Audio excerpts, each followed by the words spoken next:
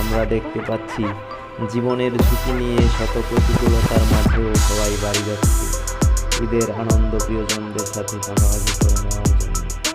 এ যেন এক অন্যরকম আনন্দ।